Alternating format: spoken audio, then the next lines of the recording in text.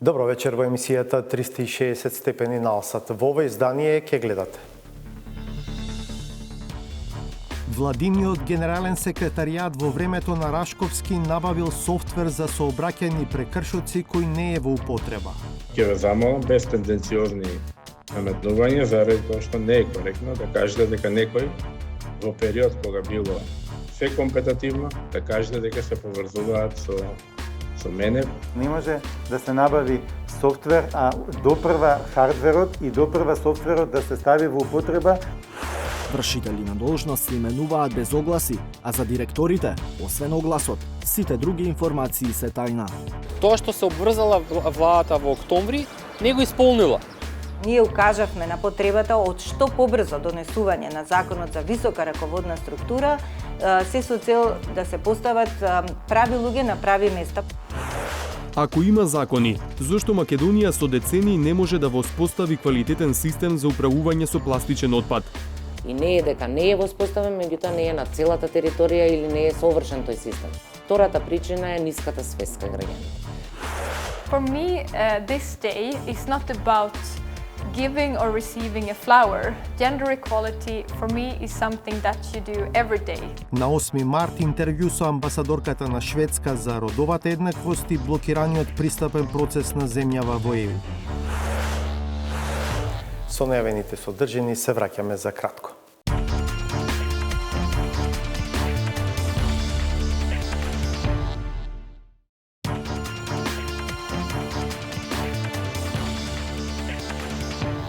Гледате 360 степени. На денешен ден, секоја година, жените во земјава добиваат посебно внимание од сопрузите, синовите, колегите и барем еден цвет во чест на 8 март, иако состојбата со родовата еднаквост не е на посакуваното ниво. Во Шведска пак, држава шампион во однос на родовата еднаквост, 8 март речиси да не се одбележува, најмалку со подарување цвеќе. For me, this day is not about giving or receiving a flower. Gender equality for me is something that you do every day. This is a everyday business. Gender equality for me is shared responsibility within your household work, for example. It could be caring about your children, caring about your elderly people or relatives in your family. It could be shared parental leave and so on. Moving broader than the household, I would say that gender equality is also about the decision-making structures, where it's not just about having women to take a seat, it's actually to be a part of the decision-making structures. Ова е дел од интервјуто со амбасадорката на Шведска, Кристин Бенгтсон, во која освен за значењето на принципот на родова еднаквост, зборуваме и за закочените евроинтеграции на Северна Македонија и за односот на ЕУ кон Западен Балкан при дистрибуцијата на вакцините. Разговорот ќе го видите подоцна во емисијата.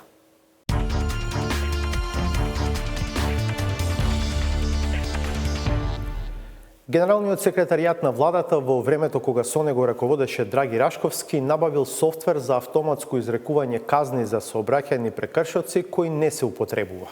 И не само тоа, туку ресорот што би требало да биде најзаинтересиран и најупатен во темата, МВР не знае ништо за набавката, ниту планира нејзина примена.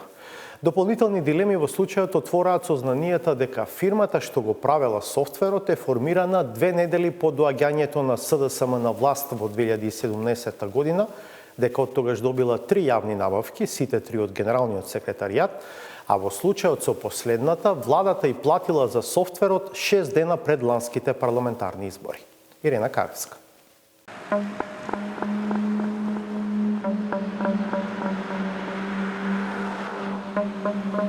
Ретко кој ги забележува, но ги има речиси на секој семафор во Скопје. Безбедносните камери пред речиси 10 години беа поставени за надзор на јавниот простор, но и со план автоматски да казнуваат за сообраќајни прекршоци. Тогашната влада на Никола Груевски најавуваше дека камерите ќе го сликаат секој прекршок заедно со регистарската табличка, а казната ќе стигнува на домашна адреса на сопственикот на возилото, заедно со фотографија од прекршокот.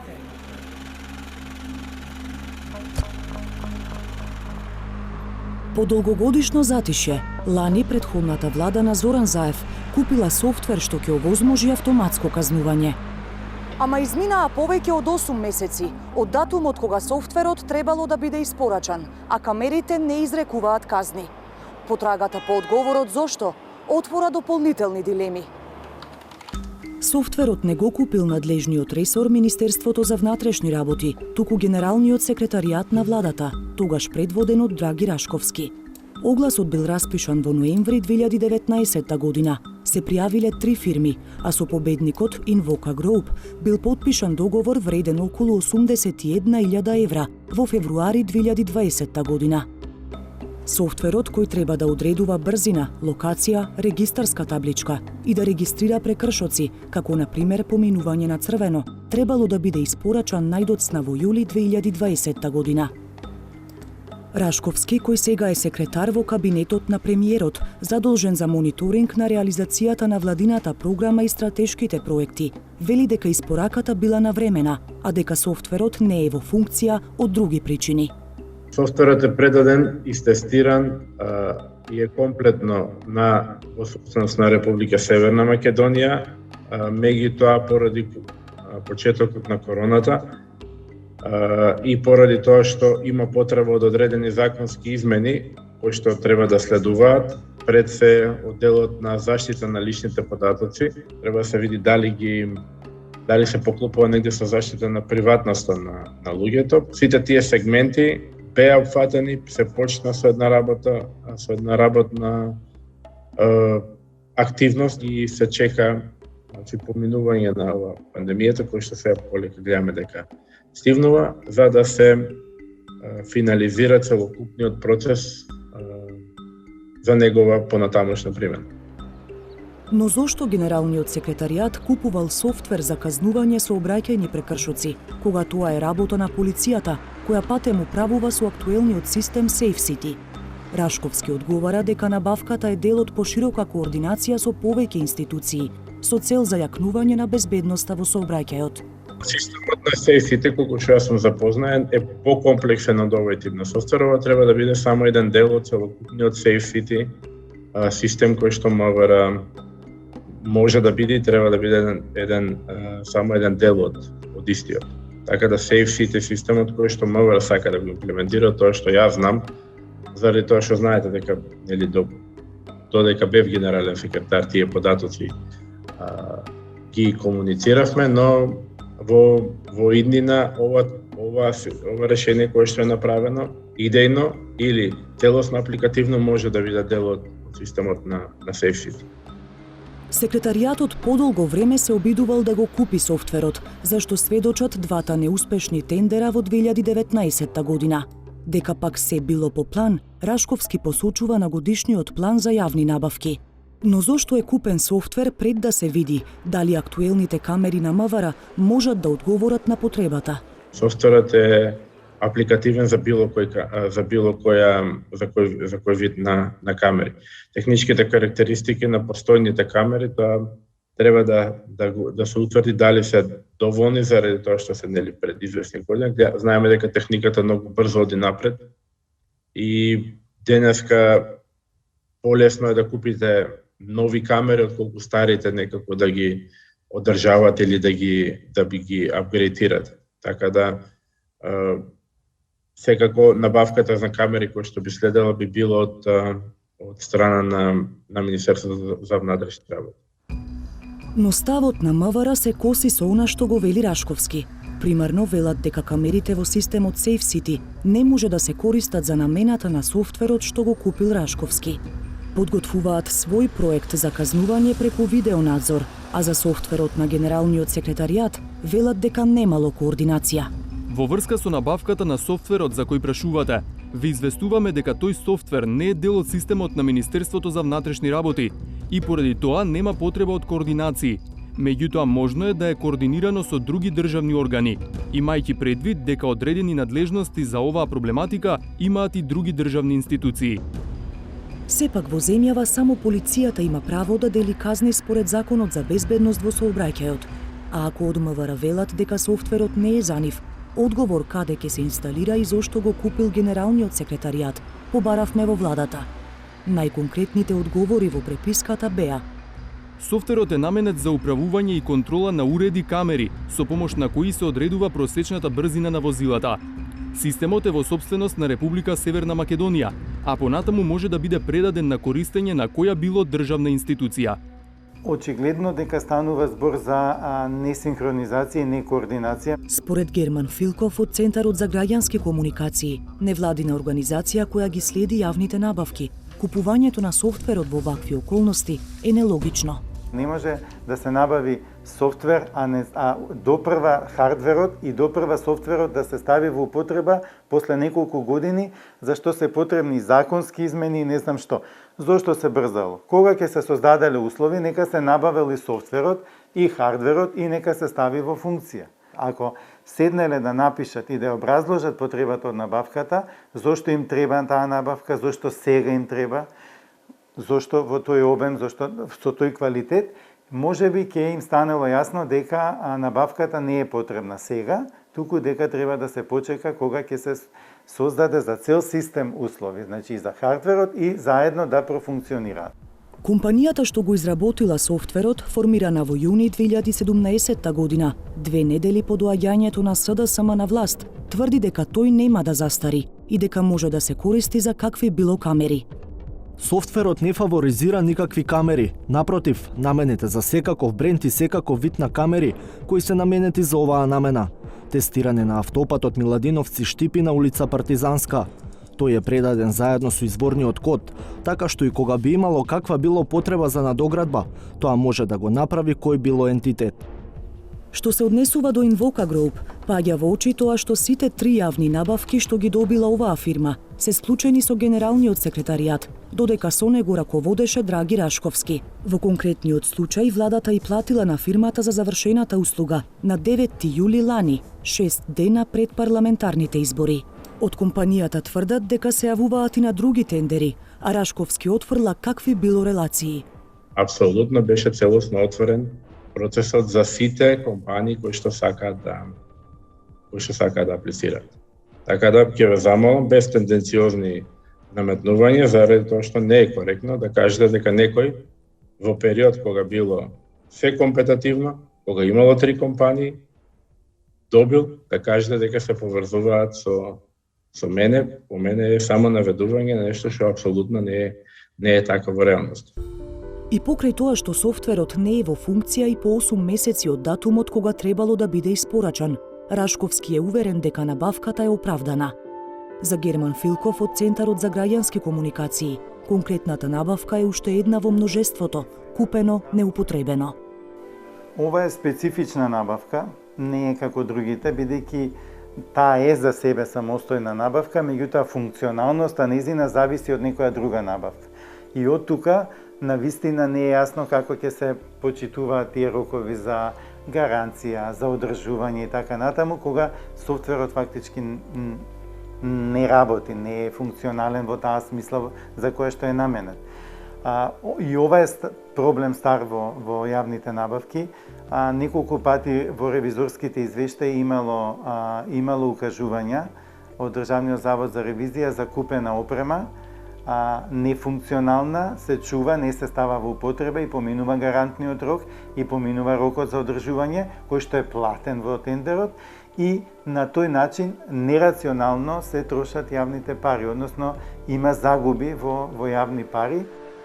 Спротивставените ставови на МВР и на поранешниот генерален секретар Рашковски не ветуваат дека 81.000 евра вредниот софтвер ќе биде ставен во функција. Дури и да станува збор за лоша координација, очигледно никој нема намера да признае грешка. Докаде оди и докаде треба да оди инволвирањето на партиите во распределбата на раководните места во јавниот сектор е тема што со години се дискутира во земјава. На хартија предвидено именувањето директори да функционира според принципот на заслуги и квалитет, но во пракса редовно се наоѓаат начини за изигрување на правилата. На крај, наместо експерти, со институциите раководат партиски кадри.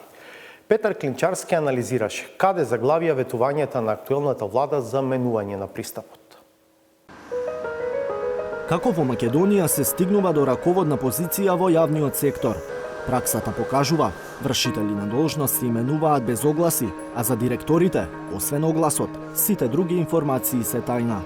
Тоа е навистина оскуден начин на бирање на раководни лица. И надлежните државни органи го вклучија алармот дека се злоупотребуваат законските одредби. Увидовме дека честа појава ВД директорите да се именуваат неколку пати по 6 месеци.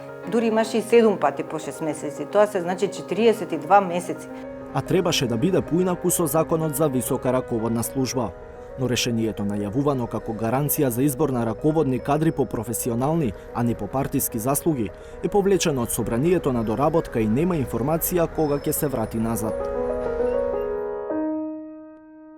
Актуелната влада се формираше во август 2020 година, како што јадетот, по поделбата на министерските места, почнаа да се делат и директорските и другите раководни фотели. Без најавениот, но недонесен закон за висока раководна служба, процесот почна на познат начин, но власта најави дека наскоро тоа ќе се прави низ отворена и транспарентна постапка, со што ќе ги избира вистинските луѓе на вистинските места.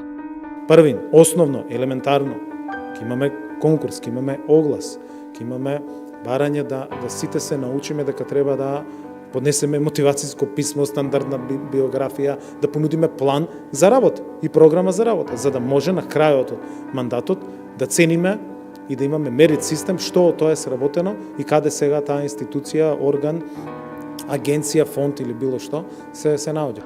5,5 месеци подоцна, со значаен дел од институциите се уште раководат вршители на должност. Онаму пак, каде што се именувани раководители, власта не објаснува како ги избрале баш тие кадри. Ваков тест на владините декларативни заложби спроведе Институтот за демократија Societas Civilis преку барање за слободен пристап до информации од јавен карактер. Прашањата до владата биле: дали постои објавен оглас, колку кандидати се пријавиле, колку останале во потесен избор, копија од професионалните биографии на кандидатите, акт за начинот и условите за оценување на кандидатите. Наместо документи, истражувачите на Think Tank организацијата добиле два вида одговори. За лицата именувани како ВД директори, владата им вели дека не е спроведена постапка со објавување на оглас, а за редовно избраните директори им посочува дека решенијата за избор се објавени во службен весник, а записниците од седниците на влада ги има на нејзината интернет страница. Колку и какви информации има на посочените места, може да провери секој. Например, кога Стојан Чангелов е избран за ВД директор на Центарот за управување со кризи, во службен весник е објавено само дека се разрешува од должноста национален координатор за воени и полициски ветерани и се именува за вршител на должност. На владиниот сајт пак, во записниците од 17-тата седница, се споделени истите информации. Со други зборови, пишува само кој и кога е избран, но не како и зошто. Миша Поповик од Институтот за демократија вели дека се наметнува и дилемата дали фактички имало фаза на селекција која вклучува повеќе кандидати. Од досегашните одговори, владата во главном кажува дека они немаат никаква обврска да имаат некоја особено разработена постапка за именување на лице што е вршител на должност. Тоа значи дека тоа што се обврзала владата во октомври не го исполнила. И именувала врз база на некаков, сите знаеме, коалиционен договор и распределба на ресори. Особено загрижува што не ни одговорија за фазите на постапката во случаи каде што има оглас. Така што дополнително тоа ќе го испитуваме. Актуелните закони, според кои се именуваат вршители на должност, не дозволуваат привремените функционери да раководат со институцијата подолго од 6 месеци. Кога ќе се избере ВД, институцијата треба веднаш да распише оглас за избор на директор. Сепак, вели Поповик, дури кога има оглас, најчесто вршителите на должност стануваат директори. Затоа никој не се пријавува на огласите за директори, дури и да е најстручен за позицијата. Вршител на должност може да биде лице од самата институција. Ако навистина ви треба, одеднашка престанало раководната функција на некое лице, не знам, поради смрт, поради оставка, поради било што, и вас ви треба раководител уште од утре. Вие можете да именувате некој од институцијата. Меѓутоа, во моментот кога вие именувате некој надвор, тоа значи дека вие веќе сте почнали некаков процес на селекција. Ајде да видиме дали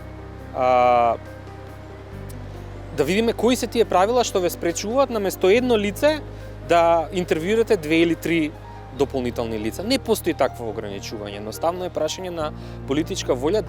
А дали постои политичка волја? Зошто владата ги крие постапките за избор на раководни лица е само едно од прашањата на кои одговори побаравме од вице-премиерот за борба против корупцијата и прв човек на владината комисија за именување Љупчо Николовски. Изминаа 2 недели од нашето прво барање, но на крај не најде време да ни одговори. Постапките за именување вршители на должности и раководни кадри ги следи и Државната комисија за спречување на корупцијата. Нивниот заклучок е дека именувањето ВД директори се прави со цел да се избегнат конкурсите, а со тоа се остава простор за политичко влијание и намалување на професионализмот во институциите. Увидовме дека честа појава ВД директорите да се именуваат неколку пати по 6 месеци. Дури имаше и 7 пати по 6 месеци. Тоа се значи 42 месеци. Ако земете во предвид дека мандатот му е 48 месеци, тој фактички цел мандат го истерал како ВД директор. Многу често управните одбори не ги објавуваат конкурсите и чекаат владата да го изфилтрира името и потоа тие веднаш само да го назначат. Се избегнува обврската која е дефинирана во материјалните закони. Значи, таа обврска не треба да се избегнува, а и без разлика што не се објавува конкурс за ВД директор, тој ги има истите одговорности како да е директор. Значи, се е потполно исто. Само што се избегнува можноста за избор на човек преку фер конкуренција, објавен конкурс и така натаму, доставување програма, како што веќе кажав. Не е проблем само именувањето, туку и разрешувањето директори. Ивановска вели дека кога пред време се прави рокада на раководен кадар, тоа често не е проследено со програма за работа и отчетност во вршењето на функцијата. Само во 1/3 на ваквите случаи били испочитувани процедурите. Мислам дека ова треба да се надмине, затоа што, како што кажав на почетокот, на овој начин, на вистина се руши системот на вредности и се уништува професионализмот. Ние укажавме на потребата од што побрзо донесување на законот за висока раководна структура, се со цел да се постават прави луѓе на прави места, професионалци да ги раководат институциите. И тоа е еден од основен услов за успешно работење. А законот за висока раководна служба, во кој се полагаат толку многу надежи, долго време беше заглавен во Собраниската комисија за политички систем. Така беше до ноември, кога Министерството за информатичко општество го повлече на доработка, токму во период кога владата назначи голем дел од вршители на должности и директори во институциите. Со тогашното предлог решение, директорите на институциите и државните секретари требаше да ги бира новоформирана комисија за селекција на висока раководна служба. Членовите на таа комисија пак требаше да се бираат од собранието јавно, налик на изборот на антикорупцијска. Што се доуредува во законот и кога ќе се врати во собранието? Прашавме кај надлежниот министерот за информатичко општество Јетон Шакири. Изминаа 2 недели од нашето прво барање, но на крај не најде време за да ни одговори. На 100 вреки со ѓубре што ги полни секое домаќинство во земјава, само една е наполнета со селектиран отпад. Оваа статистика покажува дека не се селектира ниту 1% од отпадот, што пак значи дека земјава само се полни со ѓубре, наместо да научи да го користи па и да заработува од него. Но наспроти доминантно црните трендови, колегата Зоран Јовановски ги побара и ретките светли примери кои покажуваат дека е можна селекција на отпадот. Дебарското езеро е слика и прилика на нефункционалниот систем за управување со отпад во Македонија. Дамката од пластични шишиња и друг отпад која и денес плови на површината беше најраспространета во 2016 година, кога овие фотографии ги преплавија социјалните мрежи. Слично е и во Охрид. Таму поголеми бранови на кејот често изфрлаат пластичен отпад што бил фрлен во езерото. На хартија има систем за управување со пластичниот отпад, но дека тој не функционира потврдува и извештајот на Државниот завод за ревизија насловен "Ефикасно третирање и исправување со пластичниот отпад". Во него ревизорот не штедел критични оценки. Нема селекција, односно граѓаните не го одвојуваат пластичниот од останатиот отпад. Надлежните не поставуваат доволно контейнери за таа намена. Државата не издвојува доволно средства, нема доследна примена на начелото загадувачот плаќа, недостасува надзор, а не се донесени ниту нови плански и програмски документи. Поради тоа, собраната количина селектиран пластичен отпад во државата е минимална и представува 1,4% од вкупниот собран отпад во една година. Од вкупно собраниот отпад во Република Северна Македонија се рециклира помалку од 1%. Во ревизорскиот извештај е посочен само еден светол пример – општина Прилеп.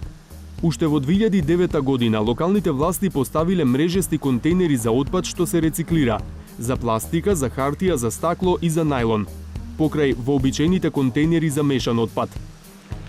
По домаќинствата пак поделиле по еден дополнителен жолт контейнер, па прилепчани почнале од дома да го одвојуваат отпадот. Сега нивната општина е меѓу ретките во кои функционира селекција на отпадот на местото на неговото настанување, така наречена примарна селекција.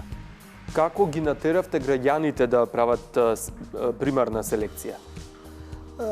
Пред се со апел да граѓаните, има направени брошури преку локалната телевизија, тогаш имаше локална телевизија до пред неколку години, апелирање по основните училишта, имаше за учениците апел како тоа треба да се прави, зошто тоа треба да се прави, за подобрување на животната средина, за подобрување на животниот стандард на нашите граѓани, ама тоа е, да кажам, само почеток и се уште мислам дека не е доволно. Отпадот се собира со 2 камиона. Во еден се товари мешаниот, а во друг отпадот за рециклирање. Тој се носи во овој погон на комуналното предпријатие, на чија постројка отпадот се балира. Селектираниот отпад уште една се селектира, картонот и хартијата од една страна, стаклото на друга страна, најлонот на трета страна и пластиката на четврта страна.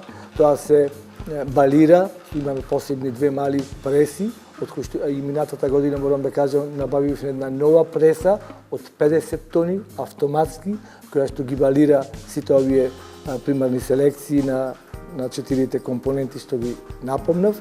Балираната пластика се продава на фирми што ја откупуваат, но сега тоа оди тешко зашто со корона кризата побарувачката и цената се драстично паднати. Откупената пластика од земјава најчесто се извезува во Романија, Бугарија, Турција и други земји.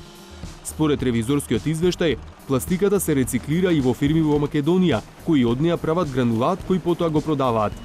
Но овој период побарувачката и цената на гранулатот е падната, па најголем дел од фирмите за рециклирање се во тешка економска состојба. Според познавачите, ваквите ситуации на површина ги исфрлаат проблемите. Системот за управување со отпад не е поддржан во случај кога цената на суровините опаѓа. Конкретно со пластиката е берзанска цена, значи е берзански производ, кога е атрактивна и кога е висока цена, тогаш буквално сите се мобилизираат, збориме неформални собирачи, фирми за рециклирање, фирми за собирање ја собираат. Но кога ќе падне цената, кој што е случајот оваа година и минатите години, тогаш треба да се јави механизам кој што е воспоставен од државата, од општините и ќе ги субвенционира собирањето. Сепак, општина Прилеп не се откажува иако и за неа селектирањето и собирањето на отпадот е финансиски неисплатлив процес. Поголема вредност од парите во случајот има екологијата. На главниот и најбогат град Скопје не му оди никако на Прилеп. Во метрополата селектирањето на пластичниот отпад и натаму е сведено на проекти на невладини организации. Оваа зграда во скопската населба Црниче е една од 46 во кои Сдруженијето Go Green поставило канти за селекција на отпад. Едната е за пластика, другата за хартија. Претходно станарите 3 години безуспешно барале од јавните предпријатија да им овозможат да го селектираат отпадот и тој да заврши на вистинско место. Тоа им успеало откако се пријавиле на повикот на Go Green. Заедно со кантите добивме и упатство за тоа што се селектира и како треба да се изврши селектирањето и наистина се функционираше одлично. Соседите одлично селектира пластиката, одлично селектира хартијата, истите завршува на право место. Од Go Green сметаат дека селектирањето и рециклирањето не и се приоритет на државата, со самото непоставување доволно контейнери според бројот на жители. Жителите доколку им се возможат услови, значи им се направат канти за селекција блиску или во нивните домови или некако на ниво на населба или на ниво на општина, тие навистина ќе селектираат. Тоа ни се докаже и со нашата иницијатива Селектирам. Но сега нема кој да го собира селектираниот отпад, па станарите на сопствен трошок го носат во некоја од соседните населби во кои има такви контейнери. Сепак, според ревизија, најголем дел од селектираниот отпад не доаѓа од малкуте контейнери, туку од човековиот труд. Неформалните или индивидуални собирачи на пластика се поефикасни од државата, општините и невладините организации.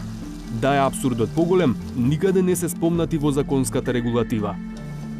Не се разгледани можности за нивно формализирање и организирање преку социјално предпријатие или јавно-приватно партнерство, со што би им се обезбедило стабилен приход и легализирање на нивните активности. На крајот од извештајот, ревизорот дал 49 препораки, од кои повеќе од половина се однесуваат на Министерството за животна средина, меѓу кои да се продолжи со активности за донесување нови закони, изготвување и донесување документи како планови и стратегии, имплементација на регионалните планови за управување со отпад, повеќе инвестиции во оваа област, како и надзор и контрола. Тие препораки се и во насока на новата легислатива која ние веќе ја подготвивме, во смисла на хармонизирање на она што не беше дохармонизирано со европските регулативи во областа на управувањето со отпадот, бидејќи од поодамна ни се донесени овие закони, а како што знаете во Европската унија постојано се донесува нека нова регулатива, се пратат новите трендови, се поставуваат многу повисоки цели, многу построги критериуми. Ако има закони, зошто Македонија со децении не може да воспостави квалитетен систем за управување со пластичен отпад? Од Министерството вина наоѓаат и кај државата и кај граѓаните. Првата работа е недостатокот на средства секогаш, затоа што воспоставувањето на еден добар систем за управување со отпад, оној како што го имаме предвидено во законите, бара средства. Значи, купување на контейнери, поставување на тие контейнери, обезбедување на посебни возила за да го собира отпадот од секој посебен контейнер. Едно возило за жолтиот контейнер, кај што имате пластика и тетрапак. Едно возило за хартијата, картонот, лименките, стаклото и така натаму, нели? И во таа смисла е проблем кај нас, затоа што секогаш имаме недостаток на средства и не е дека не е воспоставен, меѓутоа не е на целата територија или не е совршен тој систем, да речеме. Имаме обиди, се обидуваме, но оди тешко, првенствено од овие причини. И втората причина е ниската свест кај граѓаните. Едноставно немаме навики, тоа е нешто на кое што треба интензивно да се работи. Во вака бавните процеси, секоја идеја значи многу. Овие апарати поставени на повеќе локации во Скопската општина Центар служат за рециклирање пластичен отпад. За центарци да ги користат треба да извадат така наречена Green Pay картичка.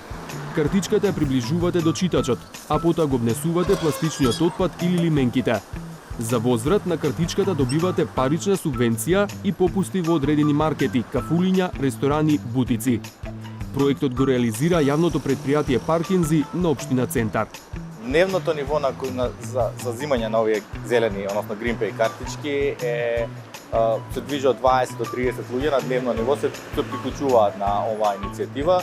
Во овој момент сме над 1000 жители веќе имаат подигнато картички, очекуваме таа бројка да стигне до крајот на годината до 15.000 и дека ќе успееме да влеземе во секое семејство. До сега се поставени 9 вакви апарати, а во набавка се уште 18.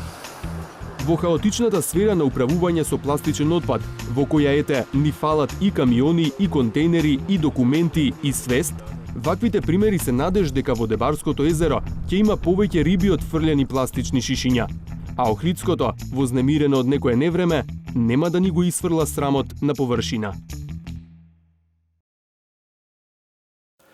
Шведска е меѓу членките на Европската унија што сметаат дека земјава ги исполни условите за одржување на првата меѓувладина конференција и се надева дека тоа ќе се случи во блиска иднина. Следува интервју со шведската амбасадорка Кристин Бенгтсон. Амбасадорке, благодарам за ова интервју. Благодарам, фале ми директ. Кога се прави интервју со амбасадор на земја членка на Европската унија во овој период, неизбежно е прашањето за кредибилитетот на ЕУ во Северна Македонија и во регионот. Причината е блокадата на Северна Македонија и на Албанија на патот кон полноправно членство еден ден. Знаеме дека Шведска не е пречка, но сепак ова е одлука или не е одлука на Европската Унија во која што Шведска членува. Yes, let me start with saying that you already know that Sweden is a strong supporter of North Macedonia's EU process. We would like to see continued EU engagement here in the country as well as in the region. Sweden remains also actively involved in trying to reach a joint EU position so that the negotiation could start as soon as possible. Of course, this needs a joint decision by all member states, but at the same time it's also important that all the member states stick to the commitments made also in the EU treaties, also concerning the European values. North Macedonia has made significant reforms to the benefit both for the people and for the country. Despite this blockage you mentioned, I strongly encourage you to continue and keep up with the reform agenda and implement the reforms, because these are also a part of your negotiations for the EU. Кредибилитетот не овие денови се анализира и низ една друга перспектива, а тоа е дистрибуцијата на вакцините и неможноста ЕУ макар символично да испрати по неколку стотици дози вакцини во Северна Македонија и во другите земји од регионот, што беше проблем да се издвојат макар символични количини вакцини за овој дел од регионот. Let me start with the broader context. Facing a pandemic, I would argue that the EU support to this country and to the region has been very strong. The EU, together with the European investment banks, has put aside 3.3 billion euros in donations and loans to mitigate the effects of the COVID-19 crisis in different way of supporting. Out of this, 70 million euros has been available also for buying safe and authorized vaccines. And by safe vaccines, I mean authorized by the European Medicine Agency, also for the administrative part of administer the vaccines. Maybe in this context, I would also like to highlight the European Council conclusions from, it's now 1.5 weeks ago, where the EU heads of state and government met and reaffirmed their support to third countries, showing their solidarity with third countries. They underlined determination also to step up the global response to the pandemic, and they stated, if you allow me to quote, that they remain committed to improving access to vaccines for priority groups in our neighborhood and beyond, based on common principles, and to supporting a global approach through the COVAX facility. And from a Swedish perspective here, I also would like to add that Sweden has doubled its support to the COVAX facility from 10 million euros to 20 million euros. And that we hope to also to supply and deliver almost to 100 countries, and of course that is also including North Macedonia. But the support of due to the COVID-19 crisis is not just about the vaccines. Also from the Swedish Development Corporation, we have also redirected and readjusted a bit of the support in this country to mitigate the effects of the crisis. Денеска е Меѓународниот ден на жената, 8 март, ден кога жените во Северна Македонија добиваат посебно внимание, добиваат барем еден цвет од своите сопрузи, синови, од работодавачите. Знам дека во вашата земја има сосема поинаква традиција и култура на овој ден, но исто така, вие веќе ја споменавте родовата еднаквост. Шведска е земја шампион во делот на родовата еднаквост. Од ваша перспектива, како стојат работите со родовата еднаквост овде во оваа земја? First, let me say that you're perfectly correct. Gender equality is a very high priority for Sweden. And I also learned about the tradition you have here of giving a flower on the 8th of March. For me, this day is not about giving or receiving a flower. Gender equality for me is something that you do every day. This is a everyday business. Gender equality for me is shared responsibility within your household work, for example. It could be caring about your children, caring about your elderly people or relatives in your family. It could be shared parental leave, and so on. Moving broader than the household, I would say that gender equality is also about the decision-making structures, where it's not just about having women to take a seat, it's actually to be a part of the decision-making structures, the structures where the important decisions are made. That's where we are supposed to be as women. And it's also an important role that all the men have in empowering the women. That is gender equality for me. But just about the situation in North Macedonia, and well, I've been here 1.5 years. You know probably more than I do regarding this, but I made a few observations when I've been traveling around in the country, and I see a bit of difference between the city and the countryside. I also see differences between different families. Could be of historical or cultural other reasons. There are also differences of those who have chosen a more modern lifestyle or that have more of tradition within their families. But looking more outside I've noticed that there have been important legislative amendments the last period as well, both when it comes to the anti-discrimination law, violence against women and the Istanbul Convention, and also the plans for the UN Security Council Resolution 1325 as regards the Women, Peace and Security agenda. All this together, I think it's important steps for North Macedonia on the journey of also embracing the gender equality in all the different sectors, from your own household to the decision-making processes in the country. Thank you very much. Maybe I can just finish off this interview then with, since it's 8th of March today, and I'm not sure if you have given your wife a flower yet, but maybe you this year can consider giving her something else. Јас останав доследен на традицијата, дадов и цвеќе, ама инаку можам да ви кажам дека знам да измијам и садови и да исчистам со правосмукалка. Благодарам за ова интервју. Благодарам, Палеминдерит. И вечерва ја имаме редовната саботажа по рекламите.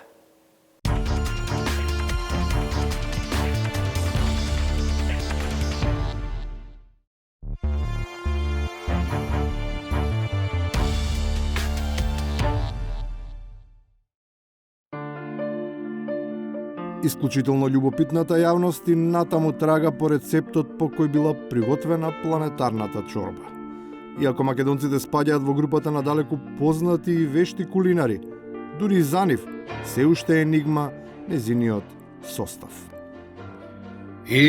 Народе, не ми е јасно како е можно кинес со една манџа од карлип цел свет да го поебе да ни прости.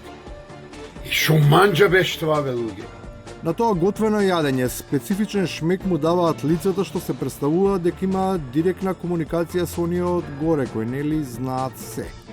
Тие тврдат дека состојките одамна биле познати, а како шифрирани пред 4 години биле испратени долу, ама на погрешна адреса, па наместо во храна и вино се појавиле во стрипот Астерикс и Обеликс. Ακούτε? Το 17 παρακαλώ. Μιλά για τον κορονοϊό ο οποίος έρχεται και θα βάλει σε όλους μάσκες. Και φωνάζει ο κόσμος όλος, αφού νικά ο κορονοϊός. Κορονοϊούς, κορονοϊούς, κορονοϊούς, κορονοϊούς. Ακούτε? За ваквите преписи огромно почитување имаат домашните готвачи кои како мали мајстори на кујната изминатите години се мешаат во буквално секоја манџа. без оглед дали е таа дел од националното и интернационалното или најчесто ирационалното мени. Значи, многу институции во светот го кажаа своето дека короната е измислена, дека ова е план на глобалистите како да не натераат да бидеме робови како овци во трдо ставени. Иако тогаш беа неверни, сега по истиот рецепт, за пак да бидат мирудии, сосема аналогично со претходната констатација, влегуваат во готвачницата од каде се сервира сосема друга понуда од таа која застапувале како сопствена идентификација и квалитет. Значи, ние бараме попис со нула заразени од коронавирус, опасност од нула заразени со коронавирус. Но има способни и кадарни луѓе од мајка родени, кои можеби не знаат зошто, ама го нашле одговорот на прашањето како. Дури имаат определено и дозата која треба да се употребува во текот на целиот ден, а која гарантира задржување на безпрекорниот вкус, а како нус појава може да продуцира само непријатен мирис.